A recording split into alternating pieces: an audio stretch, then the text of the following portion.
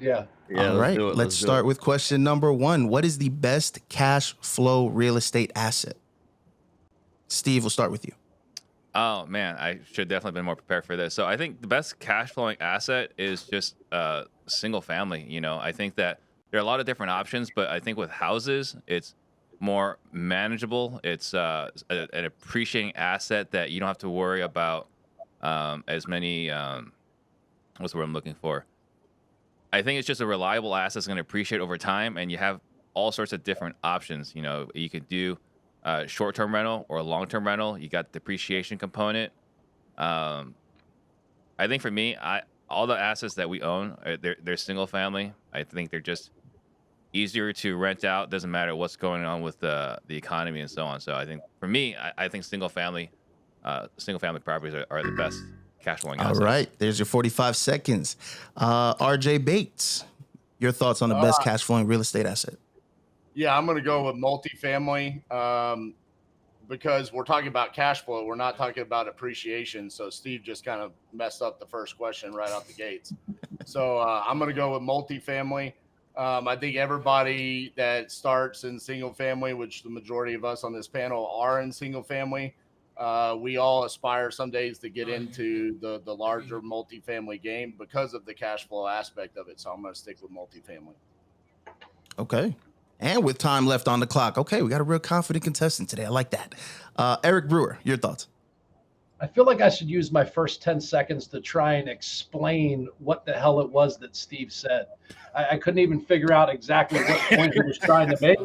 But I would say certainly to RJ's point, it's multifamily, right? I think what happens is, though, is we confuse active income and cash flow with relatively passive or less active cash flow.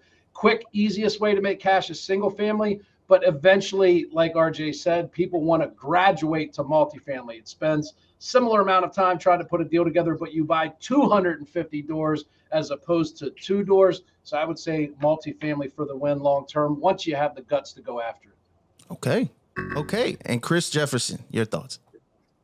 Yeah, I'm going to say multifamily, obviously, also I think is the best cash flowing asset, but I'm going to switch it up just a little bit. For the majority of people watching, I think, the concept of multifamily can be pretty daunting. It can seem like, hey, how can I buy a property for $5, $10, $15 million? So starting with small multifamily projects like duplexes, triplex, quadplexes, where you can pick up a piece of property where you can mortgage out the property and you can pay your debt service down with one side and then use other sides of the property to cash flow. I would definitely say, and this time is the 110% best type of assets you want to try to pick up cash flow wise. Now, Steve, you got attacked pretty early for your relevancy to the question. So I'm just wondering if you have anything to follow up with, considering you've heard everyone. Yeah, I mean, I think multifamily sounds great, right? But I think a lot of the reasons why you get into multifamily is there's a depreciation component. You do the fix and flip where you're trying to stabilize the asset and so on. So I think multifamily is cool, but I don't think you look at single families. You can do short-term rentals. You can do Airbnb. If you're looking at return on time, return on cash, Airbnb is going to be a better ROI. It's just harder to scale than multifamily. So I think it comes down to your preference. Do you want the best possible ROI, or are you trying to get just straight cash flow? So I think that those are the things you got to look at as far as initial rate of return or cash on cash returns. Any thoughts from the rest of the panel on this? Yeah, who is the Tim Bratz and Grant Cardone of single family cash flowing assets, Steve? There's a guy in my neck of the woods, Zach Keeps. He's got a couple hundred assets, and he's doing really, really well. I think he sleeps pretty good at night with his portfolio. Yeah, but that's a couple hundred assets. You're talking about Tim Bratz has several thousand doors.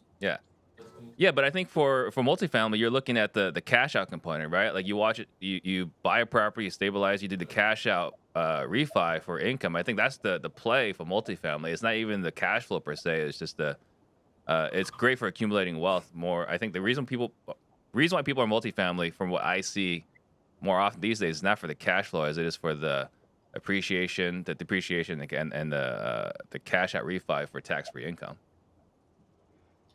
So the other thing on CJ's point, real quick, CJ, I'll let you go because I already talked a lot. But one of the things I was going to say is You talked about the ease of access getting in with duplex and triplex.